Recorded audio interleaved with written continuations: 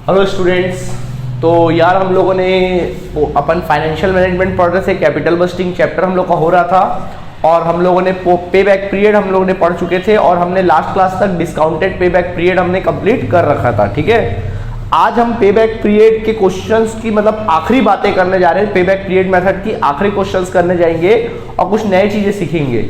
आज हम लोग सीखने वाले हैं, सबसे पहले हम लोग सीखेंगे पे बैक पीरियड तो हम लोग सीख लिए। अब हम देखेंगे पोस्ट पे बैक पीरियड। पोस्ट पे बैक पीरियड मतलब पोस्ट पे बैक पीरियड का मतलब क्या होता है? पोस्ट पे बैक पीरियड का मतलब होता है कि पैसा वसूल करने के बाद पे बैक पीरियड में क्या होता है कि मान लीजिए हमने 1 लाख रुपए का क्या लगाया, मशीन लगाया, 1 लाख का मशीन लगाया, फॉर एग्जांपल 1 लाख का मशीन लगाया और इसमें हम लोगों का मान लीजिए साल का कमाई एनुअल सेविंग्स जो है वो 25,000 होता है। ठीक है, और इस मशीन का जो लाइफ है वो 10 साल है। ओके, कितना साल है? 10 साल। इस मशीन का लाइफ जो है 10 साल है। अगर अपन एनुअल सेविंग्स की बात करें तो हर साल कितना वसूल हो रहा है? 25,000। यानी कि हमारा पे बैक पीरियड जो निकलेगा वो कितना से निकलेगा? 4 साल। यानी पे बैक पीरियड जो आएगा वो 4 साल आएगा। क्लियर है? यानी कि ये जो पैसे हैं 1 लाख रुपए जो है वो 25,000 हम कमाएंगे तो 4 साल में वो पैसे क्या कर लेंगे? रिकवर कर लेंगे। ठीक है भाई, पैसे तो रिकवर कर ले रहे हैं, उसके बाद का क्या पीरियड है वो भी तो देखना पड़ेगा कि पैसा वसूलने के बाद हम कितना कमा रहे हैं। तो देखिए पैसा वसूलने के बाद क्या होगा? 10 साल इसका लाइफ है, 4 साल तो हम लोग को पैसा वसूलने में लग गया, पे बैक पीरियड लग गया 4 साल। अब बचा कितना? 6 साल। 6 साल हमारी कमाई का दिन है। अब ये पैसा क्या करेंगे? हम कमाएंगे। तो जो 6 साल है उसी को हम कहते हैं पोस्ट पे बैक पीरियड, मतलब पे बैक पीरियड के बाद का समय जिसमें हम पैसे क्या करते हैं? कमाते हैं। तो इसको भी ध्यान में रखना पड़ता है। अब मान लो यार इसका लाइफ अगर 10 साल की जगह कितना साल होता, सपोज इसका लाइफ 5 साल होता, ठीक है, तो क्या हो जाता है यहाँ पे? लाइफ 5 साल है, 4 साल तो पैसा वसूलने में लग गया, यानी 1 ही साल हम कमा पाए। पोस्ट पे बैक पीरियड 1 साल है, तो ऐसा भी इन्वेस्टमेंट करके क्या फायदा, है ना? तो यानी कि हम लोग को सिर्फ पे बैक पीरियड ही देखना नहीं होता है बिजनेस के फील्ड में, हम लोगों को पोस्ट पे बैक पीरियड भी देखना पड़ता है कि बिजनेस में आप किसी प्रकार का इन्वेस्टमेंट करने के बाद वो पैसा वसूलने के बाद में की लाइफ कितना है और कितना कमा पा रहे हो आप, बाद में कितना कमा रहे हो, इसी को हम लोग क्या कहते हैं? पोस्ट पे बैक पीरियड कहा जाता है। इसी के हम कहते हैं इसको पोस्ट पे बैक पीरियड कहा जाता है। ठीक है, तो ये होता है पोस्ट पे बैक पीरियड। तो कैसे निकालते हैं पोस्ट पे बैक पीरियड? तो यार पोस्ट पे बैक पीरियड का फॉर्मूला होता है आपके इन्वेस्टमेंट का लाइफ इन ईयर्स ले लो, ईयर्स के रूप में लाइफ ले लो, माइनस कर दीजिए पे बैक पीरियड, जो पे बैक पीरियड आएगा उसको माइनस कर दो, आंसर क्या हो जाएगा? निकल आएगा। ठीक है, ये तो हो गया एक काम। दूसरा हम सीखने वाले हैं पोस्ट पे बैक प्रॉफिट। पोस्ट पे बैक प्रॉफिट अब हम देखने वाले। पोस्ट पे बैक प्रॉफिट का मतलब क्या होता है कि पैसा कमाने के बाद का प्रॉफिट कितना है, मतलब आप पैसा वसूल रहे हो 4 साल तक। फॉर एग्जांपल आपने 1 लाख रुपए का इन्वेस्ट लिया, 25,000 आपकी एनुअल सेविंग्स है, 25,000 कितनी है? एनुअल सेविंग्स है। ओके, 4 साल तो आपको पैसा वसूलने में लग गया, 1 लाख आपने 4 साल में पैसा क्या किया? वसूला। मान लो इसका लाइफ 10 साल है, ठीक है, इस मशीन का जो लाइफ है 1 लाख का मशीन खरीदा, लाइफ जो है 10 साल है, 4 साल तक आपको पैसा वसूलने में लगा, 1 लाख गया। ठीक, अब आप कितना साल कमा रहे हो? 6 साल तक और कमा रहे हो, यानी 25,000 के रेट से 6 साल तक क्या कर रहे हो? और कमा रहे हो, यानी तकरीबन आप कमा रहे हो 1.5 लाख रुपए तक क्या कर ले रहे हो? आप कमा ले रहे हो। ठीक है, कितना रुपए तक कमा ले रहे हो? 1.5 से 2 लाख, हाँ 1.5 लाख तक क्या कर ले रहे हो? आप कमा ले रहे हो। मतलब आपका पोस्ट पे बैक प्रॉफिट कितना भैया? 1.5 लाख। मतलब पैसा वसूलने के बाद भी आप कितना कमा ले रहे हो? 1.5 लाख। इसको बोलते हैं पोस्ट पे बैक प्रॉफिट, मतलब पैसा वसूलने के बाद कितना कमा रहे हो, पैसा वसूलने के बाद की जो कमाई है वो क्या है, वो अपन लोग क्या करते हैं? देखते हैं, उसको बोलते हैं पोस्ट पे बैक पीरियड या प्रॉफिट। क्लियर है आप लोगों को? ठीक है, अब देखिए इसको कैसे निकाला जाता है। बिल्कुल सिंपल है, टोटल्स कैश इनफ्लो, जितना आपने life time cash inflow, life या लाइफ टाइम का कैश इनफ्लो ले लो, यानी लाइफ टाइम आपने जितना पैसा कमाया है, जो एनुअल सेविंग्स नहीं होता है, मतलब जितना मशीन की लाइफ है तो लाइफ टाइम कमाओगे। मान लो मशीन की लाइफ 10 साल है तो हर साल आप 25,000 कमा रहे हो, तो कितना कमा लिया आप लोगों ने? 25,000 के रेट से 2.5 लाख रुपए कमा लिया, साथ मतलब पूरे लाइफ टाइम की कमाई, मशीन की लाइफ टाइम की कमाई प्लस स्क्रैप वैल्यू, ये भी तो मशीन की कमाई है। जब मशीन को बेचोगे तो कुछ स्क्रैप वैल्यू भी तो मिलेगा। ठीक है, और उसमें से माइनस कर देना इनिशियल इन्वेस्टमेंट, माइनस कर देना जो इन्वेस्टमेंट है, यानी कॉस्ट ऑफ मशीन यानी कि इन्वेस्टमेंट, जितना आपने पैसा लगाया था उसको माइनस कर देना। अब मैं इसको एग्जांपल देके समझाता हूँ। मान लो हमारा 1 लाख रुपए का मशीन है, हमने एक मशीन खरीदा कितने रुपए का? 1 लाख का। इसका जो लाइफ है कितना साल है? 10 साल है। सपोज इसका लाइफ कितना साल है? 10 साल है। और इसका जो एनुअल सेविंग्स है, हर साल इस तरीके में कितना कमाते हैं? 25,000 इससे क्या कर लेते हैं अपन लोग? कमा लेते हैं। तो देखो अपने को निकालना है पोस्ट पे बैक प्रॉफिट, बाद में आपने कितना कमाया। तो कुल मिला के टोटल कैश इनफ्लो बताओ, कुल मिला के कितना कैश इनफ्लो हो रहा है। 25,000 के रेट से 10 साल तक आप कितना कमा ले रहे हो, 2.5 लाख कमा ले रहे हो। 2.5 लाख आपके पास पैसा आ रहा है, प्लस मान लीजिए इस मशीन का स्क्रैप वैल्यू 10,000 रहा। सपोज इसका मशीन का वैल्यू 10,000 स्क्रैप वैल्यू रहा, मतलब इस मशीन के कबाड़ को जब बेचोगे तो आपको 10,000 क्या हो जाएगा, वसूल हो जाएगा। तो आप मान लीजिए आपने 10,000 क्या कर लिया, स्क्रैप से क्या कर लिया, कमा लिया। ऑलराइट, ठीक है, आपने कमा लिया, ठीक है। तो इस प्रकार की कमाई हो गई। माइनस कर दीजिए जितना पैसा लगाया था, लगाया कितना था आपने मशीन पे, 1 लाख रुपए कैसा पैसा लगाया था। तो देखिए 2.5 लाख आपने पैसा कमाया पूरे लाइफ टाइम में, प्लस 10,000 जब इसके कबाड़ को बेचा तो कमाया, और 1 लाख आपने पैसा बिजनेस में लगाया था। तो इस प्रकार से देखा जाए तो आपके पास पैसा आया 2,60,000 और 1 लाख आपने पैसा क्या किया था, स्टार्टिंग में कॉस्ट के नाम पे लगाया था। तो कमाई कितना हुआ, 1,60,000 आपने लगाया 1 लाख, तो आपकी कमाई कितनी हुई, 2,60,000। नेट जो कमाई हुई पोस्ट पे बैक प्रॉफिट इज 1,60,000, मतलब आपने पैसा वसूलने के बाद कमाया कितना, 1,60,000। तो इस प्रकार से क्या निकाला जा सकता है, पोस्ट पे बैक प्रॉफिट। ओके, तो ये होता है पोस्ट पे बैक प्रॉफिट। इसी तरीके से स्टूडेंट्स अब हम ध्यान देंगे, नेक्स्ट होता है, इसके साथ अपन को तीसरा निकालना पड़ेगा, पोस्ट पे बैक प्रॉफिटेबिलिटी इंडेक्स। हम लोग को प्रॉफिटेबिलिटी इंडेक्स निकालना होता है। तो क्या होता है फॉर्मूला, यहाँ फॉर्मूला होता है पोस्ट पे बैक प्रॉफिट। फॉर्मूला हो जाएगा पोस्ट पे बैक प्रॉफिट। पोस्ट पे बैक प्रॉफिट ले लो, इनटू कर दो 100 divided by initial investment. Initial investment मतलब इनिशियल इन्वेस्टमेंट ले लेते हैं। सो इनिशियल इन्वेस्टमेंट का मतलब क्या हो गया, जितना पैसा आपने लगाया था ना, 1 लाख रुपए जितना आप लगाते हो net investment, cost of machine वगैरह वो होता है, इनटू 100 कर दो। तो इस प्रकार से आप क्या कर सकते हैं, पोस्ट पे बैक इंडेक्स निकाल सकते हैं। मतलब ये बताता है कि आपने मशीन का पैसा वसूलने के बाद कितना परसेंट की कमाई अपन को देता है। मतलब ये जो पोस्ट पे बैक प्रॉफिट है ना, इसको परसेंटेज के रूप में अपन क्या करते हैं, डिफाइन करते हैं। तो अब जो क्वेश्चन हमारे एग्जाम में बड़े क्वेश्चन आते हैं, 15 मार्क्स के जो क्वेश्चन आते हैं वो इसी टाइप के क्वेश्चन होते हैं। मतलब उसमें हम लोग को पे बैक पीरियड ही नहीं पूछेगा, बल्कि पे बैक पीरियड भी पूछेगा, फिर हम लोग को पोस्ट पे बैक पीरियड पूछेगा, फिर हम लोगों को हो सकता है पोस्ट पे बैक प्रॉफिट भी पूछे, और पोस्ट पे बैक प्रॉफिटेबिलिटी इंडेक्स भी अपन को क्या कर सकता है, पूछ सकता है। ठीक है, तो इससे रिलेटेड चलो कुछ एग्जाम्पल आप लोग को आईएमपी क्वेश्चन हम बताते हैं। ओके, चलिए, तो इसके बाद हम लोग आईएमपी क्वेश्चन करते हैं, यहां तक आप नोट कर लीजिए। ऑलराइट स्टूडेंट, तो हम लोग अब इसको एक क्वेश्चन में आपको समझाता हूं। हालांकि क्वेश्चन मुझे बताने की आवश्यकता है नहीं, क्योंकि हमने हर प्रकार के क्वेश्चन पोस्ट पे बैक पीरियड से रिलेटेड क्वेश्चन हमने कर लिया था। फिर भी चलिए आज हम लोग डिस्कस कर ही लेते हैं, क्वेश्चन बता देते हैं, आईएमपी करके बताना पड़ेगा। तो देखिए एक आईएमपी क्वेश्चन देखते हैं, आपके बुक का इलस्ट्रेशन नंबर 19 है। क्या लिखा है देखें, कहता है, ध्यान से सुनिएगा question, Nagina limited is considering to purchase a machine. एक नगीना लिमिटेड नाम की कंपनी है जो एक मशीन खरीदने का सोच रही है। 2 machines, machine A and B are available at the cost of 1,20,000। बोल रहा है कि उसके सामने 2 मशीन अवेलेबल है जिसका कॉस्ट है 1,20,000, दोनों का कॉस्ट 1,20,000 है। तो क्वेश्चन में दिया क्या है, एग्जांपल हम आपको एक्सप्लेन करते हैं। क्वेश्चन में दिया है कोई कंपनी है जिसके पास 2 मशीन है, मशीन ए और मशीन बी है, जिसका कॉस्ट ऑफ इन्वेस्टमेंट कितना है, 1,20,000 ए का भी है, 1,20,000 बी का भी। कितने रुपए का आ रहा है वो मशीन, 1,20,000 का मशीन क्या हो रहा है, आ रहा है। ठीक है, दोनों मशीन।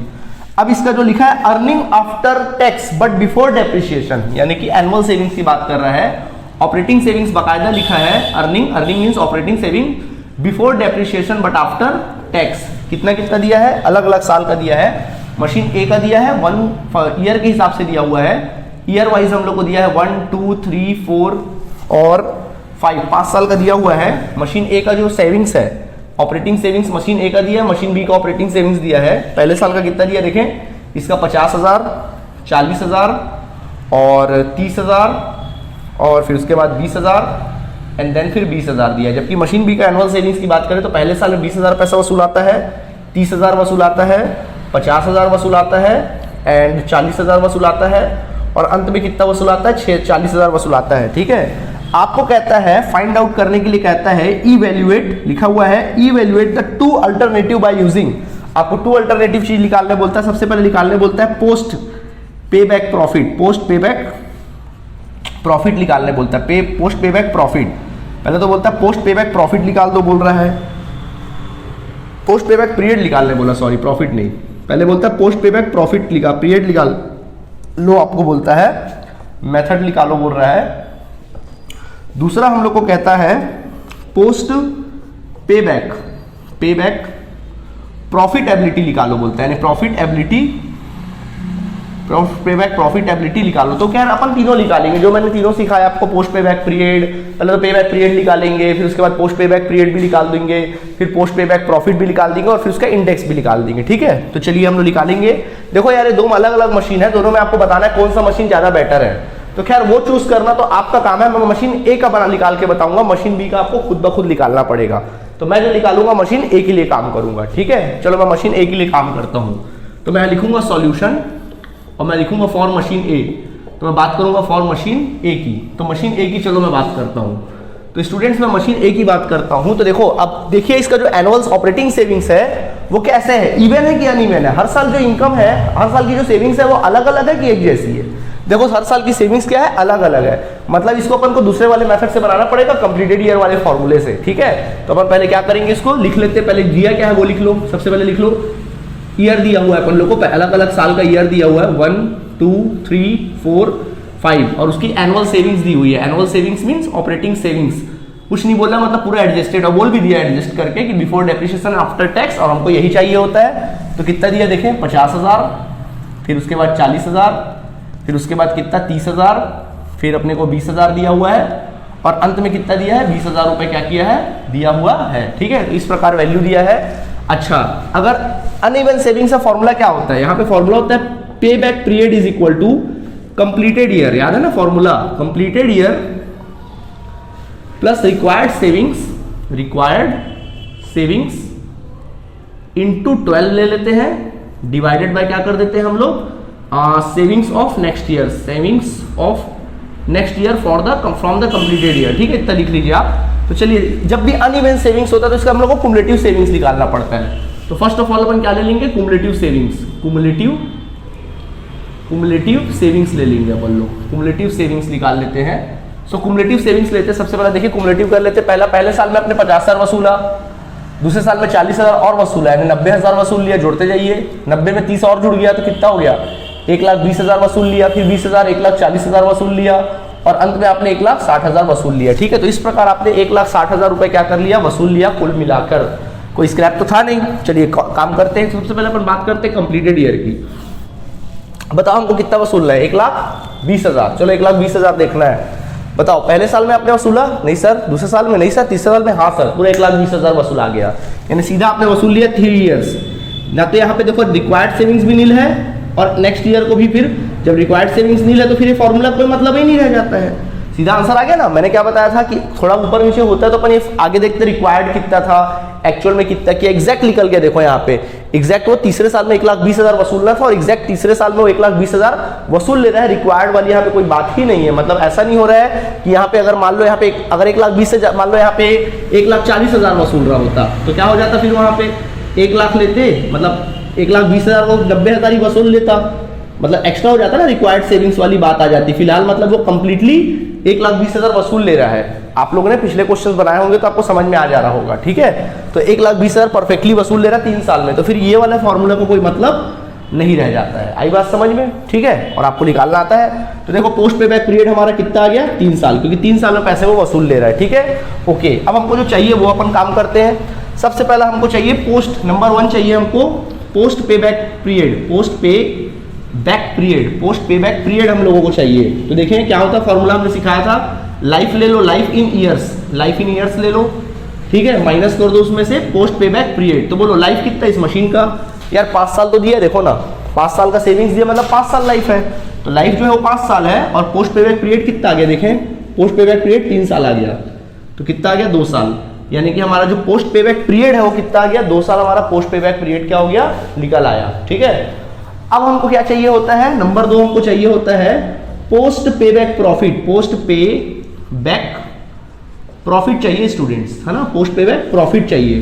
तो पोस्ट पे बैक प्रॉफिट कैसे निकालते हैं, टोटल सेविंग्स ले लो लाइफ टाइम का, टोटल सेविंग्स या total cash inflow, life time आपके पास जितना कैश इनफ्लो हुआ है, जितना पैसा आया है वो ले लो, प्लस कर लो स्क्रैप वैल्यू अगर है तो, और माइनस कर दो कॉस्ट ऑफ मशीन या कॉस्ट ऑफ एसेट्स। ठीक है, यानी इनिशियल इन्वेस्टमेंट। ठीक है, तो बताओ कुल मिला के आपके पास कितना पैसा इनफ्लो हुआ है। देखो हर साल अलग अलग इनफ्लो हो रहा है, 50,000 हुआ, फिर 40,000 जुड़ा, इस प्रकार से 1,60,000 कुल मिला के क्या हो जा रहा है आपको वसूल हो जा रहा है। मतलब पूरे लाइफ टाइम इनका वसूल जो हो रहा है कितना हो रहा है 1,60,000, ठीक है। प्लस क्या यहाँ पे स्क्रैप वैल्यू है? नहीं सर, स्क्रैप वैल्यू तो कहीं भी नहीं दिया है, तो वहाँ क्या कर देना, नील कर देना, और उसमें से माइनस करना कॉस्ट, कितना पैसा आपने लगाया। तो आपने पैसा लगाया कितना, 1,20,000, तो 1,20,000 निकाल दो, ठीक है। सॉल्व करते हैं तो 1,60,000 में से 1,20,000 अगर आप घटाएंगे तो आएगा 40,000, यानी कि मशीन पर आप कमा कितना रहे हो, पैसा वसूलने के बाद 40,000 रुपए तक क्या कर ले रहे हो, आप कमा ले रहे हो, ठीक है। तो ये आ गया पोस्ट पे बैक प्रॉफिट आ गया, ठीक है। अब हमको चाहिए इंडेक्स, तो अब अपन बात करेंगे किसका, पोस्ट पे बैक प्रॉफिटेबिलिटी इंडेक्स देखेंगे, पोस्ट पे बैक प्रॉफिटेबिलिटी इंडेक्स। तो बच्चों फॉर्मूला क्या होता है, फॉर्मूला होता है पोस्ट पे बैक प्रॉफिट, पोस्ट पे back profit into 100 divided by cost of assets, मतलब इनिशियल इन्वेस्टमेंट, ओके। तो पोस्ट पे बैक प्रॉफिट कितना भाई 40,000 हमारा पोस्ट पे बैक प्रॉफिट है इंटू 100, और मशीन का कॉस्ट कितना 1,20,000 रुपए, ठीक है। चलिए सॉल्व करिए इसको, 40,000 का मल्टीप्लाई कर दो 100 के साथ, तो 40,000 इंटू 100 डिवाइड बाय कर देंगे 1,20,000, तो आंसर आ जाएगा 33.33%, यानी कि आप मशीन लगाने के बाद कितना कमा ले रहे हो 33.33%। तो इस प्रकार मैंने मशीन ए का क्या कर दिया, आपको निकाल कर दिखला दिया है, आपको मशीन बी का निकालना है और फिर उसके बाद उससे क्या कर लेना, कंपेयर कर लेना है। जो परसेंट ज्यादा होगा, जो हमको ज्यादा अर्निंग देना होगा, उस मशीन को आप क्या करेंगे, प्रेफरेंस देंगे। आई बात समझ में? बिल्कुल बिल्कुल इजी है, ठीक है। तो आप इसको नोट कर लीजिए, फिर हम लोग नेक्स्ट क्वेश्चन देखते हैं इससे रिलेटेड, ओके। चलिए जल्दी से नोट करिएगा। ओके स्टूडेंट्स, अब हम लोग एग्जांपल नंबर 20 देखते हैं, ठीक है। इस बार जो एनुअल सेविंग्स होगी वो इवन वाली एनुअल सेविंग्स होगी, हर साल का एक जैसा एनुअल सेविंग्स होगा, ठीक है। चलिए देखते हैं। कहता है, ये भी IMP क्वेश्चन है, कहता है Asha limited is considering 3 project X, Y, Z। इस बार 3 प्रोजेक्ट है, मतलब 3 in 1 क्वेश्चन है भाई। इस बार 3 प्रोजेक्ट है X, Y, Z। आशा लिमिटेड नाम की कंपनी है, एक एग्जाम्पल है, एग्जाम्पल नंबर 20 दिया आपके बुक में से, एग्जाम्पल नंबर 20 है। कहता है कि एक आशा लिमिटेड नाम की कंपनी है जिसके सामने 3 प्रोजेक्ट है, project X, project Y and project Z करके 3 प्रोजेक्ट हमारे उसके सामने अवेलेबल है। कॉस्ट अगर जो है वो कॉस्ट दिया हुआ है हर एक प्रोजेक्ट का 1 लाख रुपए X का है और 1,40,000 रुपए Y का है, जबकि Z के प्रोजेक्ट का कॉस्ट भी 1,40,000 रुपया है, ठीक है। यहाँ तक क्लियर है? आगे देखें। इसके बाद लाइफ की अगर बात करें, लाइफ इन ईयर्स के फॉर्म में लाइफ दिया हुआ है, लाइफ इन ईयर्स में दिया हुआ है 10 साल इसका लाइफ है, इसका साल 10 साल है और इसका भी लाइफ कितना है 10 साल है, ठीक है, इक्वल है। स्क्रैप वैल्यू की अगर बात करें, देखिए स्क्रैप वैल्यू दिया हुआ है इस बार इसमें निकाल के। स्क्रैप वैल्यू की अगर बात की जाए तो पहले वाले का 5,000 रुपये स्क्रैप वैल्यू है, दूसरे वाले का 10,000 स्क्रैप वैल्यू है और तीसरे वाले का 14,000 स्क्रैप वैल्यू है, ठीक। इसके बाद एनुअल सेविंग्स दिया हुआ है, एनुअल सेविंग्स साल भर का सेविंग्स दिया है और कितना दिया भाई एनुअल सेविंग्स 16,000 दिया हर साल का, इसका 25,000 दिया हुआ है, जबकि इसका कितना दिया 20,000 रुपये क्या किया है दिया हुआ है, ठीक है।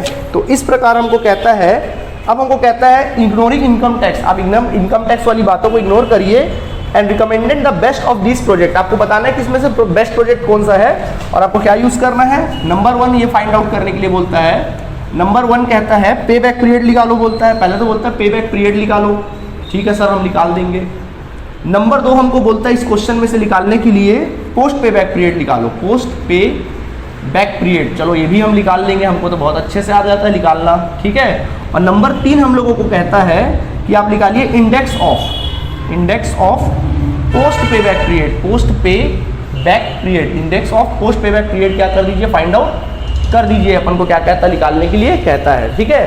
तो यार देखो इसमें एनुअल सेविंग्स जो है कैसा है, हर साल का एनुअल सेविंग्स 16,000 है, कुछ नहीं बोल रहा है तो इसको क्या मानिए एडजस्टेड मानिए before depreciation but after tax. अगर नहीं होता तो फिर उसको एडजस्ट अपन लोग को करना पड़ता है, ठीक है। तो खैर ठीक है, चलिए तो अलग अलग प्रोजेक्ट का बनाना पड़ेगा, एक्स का अलग, वाई का अलग और जेड का अलग। चलिए देखते हैं, ठीक है, ओके। तो सबसे पहले अपन बात करते हैं फॉर प्रोजेक्ट एक्स की बात कर लेते हैं। तो चलिए देखिए प्रोजेक्ट एक्स की बात करते हैं, तो प्रोजेक्ट एक्स के साथ क्या होगा, यहाँ पे क्या है देखो आप लोग ध्यान से देखिए कि यहाँ पे जो एनुअल सेविंग्स है एक जैसा है, बिल्कुल एक समान है। तो फॉर्मूला क्या लगेगा, तब आपको फॉर्मूला पता है, पे बैक पीरियड का फॉर्मूला होता है कॉस्ट ऑफ इन्वेस्टमेंट, जितना पैसा लगाते हो डिवाइडेड बाय एनुअल सेविंग्स या ऑपरेटिंग सेविंग्स, है ना, एनुअल सेविंग्स डिवाइडेड बाय कर देते हैं एनुअल सेविंग्स। तो बच्चों कॉस्ट ऑफ प्रोजेक्ट लगाया कितना पैसा आपने 1 लाख, और हर साल पैसा वसूल कितना हो रहा है 16,000। चलिए डिवाइड करिए, पे बैक पीरियड निकल आएगा। 1 लाख में 16 को आप डिवाइड कर दीजिए 16,000 को, तो 1 लाख डिवाइडेड बाय अगर हम कर दें 16,000 को डिवाइड कर दें तो आ जाता है 6.25। दिस इज योर पे बैक पीरियड। ये आ गया 6.25 ईयर्स, ये आ गया तुम्हारा क्या पे बैक पीरियड आ गया, यानी 6.5 साल तकरीबन 3 महीना आपका पे बैक पीरियड निकल आया। ठीक है, चलिए अब हम बात करते हैं पोस्ट पे बैक पीरियड की। तो नंबर 2 हमको निकालना है पोस्ट पे बैक पीरियड। तो बच्चों पोस्ट पे बैक पीरियड अगर हम लोगों को निकालना है तो हम क्या करेंगे, तो हम लोगों को निकालना है इस बार क्या पोस्ट पे बैक पीरियड। सो पोस्ट पे बैक पीरियड अगर अपन लोग को निकालना है तो उसका फॉर्मूला आपको पता है क्या होता है, पोस्ट पे बैक पीरियड। पोस्ट पे बैक पीरियड पूरा लिख लेते हैं यार, पोस्ट पे बैक पीरियड। तो पोस्ट पे बैक पीरियड अगर आपको निकालना तो फॉर्मूला क्या था, टोटल पीरियड यानी लाइफ, वो भी लाइफ किस में इन ईयर्स के फॉर्म में ले लो, लाइफ कितना है वो ले लो और माइनस कर देते हैं पे बैक पीरियड को माइनस कर देते हैं। तो बोलो लाइफ कितना है इस मशीन का 10 साल है, तो बच्चों लाइफ है 10 साल और पे बैक पीरियड कितना आया 6.25। तो अपन घटा देते हैं 10 में से 6.25 को आप डिडक्ट कर दीजिए 3.75 ईयर्स, यानी कि आप पैसा वसूलने के 3 साल 9 महीने के आसपास तक आप क्या कर ले रहे हैं, पैसे और ज़्यादा कमा ले रहे हैं, उतना पे बैक पीरियड आपके पास पोस्ट पे बैक पीरियड है। उसी जगह नंबर 3 अगर आपको निकालने की नौबत आती है पोस्ट पे बैक प्रॉफिट। अगर पोस्ट पे बैक प्रॉफिट निकालने की बात आती है तो फॉर्मूला आप जानते हैं, पोस्ट ऐसा होता है फॉर्मूला पोस्ट पे बैक प्रॉफिट की बात आती है, प्रॉफिट की अगर बात आती है तो फॉर्मूला क्या होता है, टोटल कैश इनफ्लो यानी लाइफ टाइम कितना पैसा आया है आपके पास वो ले लो, टोटल कैश इनफ्लो ले लो, प्लस कर दो स्क्रैप वैल्यू, माइनस कर दीजिए कॉस्ट ऑफ इन्वेस्टमेंट या cost of project cost of investment. तो चलिए बताइए, सबसे पहले देखिए कि लाइफ टाइम आपके पास कितना पैसा आया। देखो हर साल कितना आ रहा है 16,000, हर साल आ रहा है 16,000 और इस एसेट्स की लाइफ कितनी है 10 साल, तो एक साल में आ रहा है 16,000, तो 10 साल लाइफ है, 10 साल में कितना आया होगा 1,60,000 आया होगा।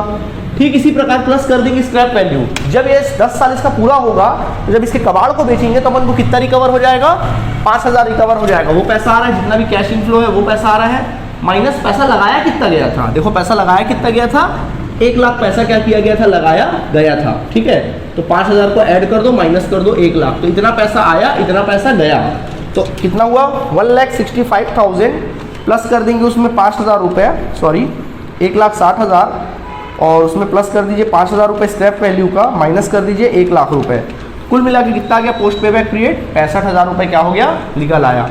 तो इस प्रकार से अपन क्या कर सकते हैं, टोटल कैश इनफ्लो क्या कर सकते हैं, फाइंड आउट कर सकते हैं। ठीक है, चलिए इसको जल्दी से नोट करिएगा।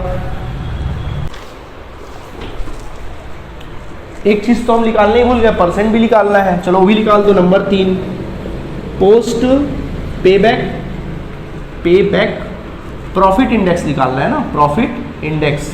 तो फॉर्मूला क्या होता है, पोस्ट पे बैक प्रॉफिट ले लो, पे बैक प्रॉफिट ले लो, इंटू कर दीजिए 100 डिवाइडेड बाय कर दीजिए कॉस्ट ऑफ एसेट्स, यानी कि वही कॉस्ट ऑफ इन्वेस्टमेंट। तो देखो पोस्ट पे बैक प्रॉफिट कितना 65,000, पोस्ट पे बैक प्रॉफिट कितना भाई हमारा 65,000 कमा रहे हैं, इंटू 100 कर लीजिए, और कॉस्ट ऑफ इन्वेस्टमेंट कितना था 1 लाख रुपये, पैसा लगाया कितना था आपने 1 लाख रुपये, आपने पैसा क्या किया था लगाया रहा।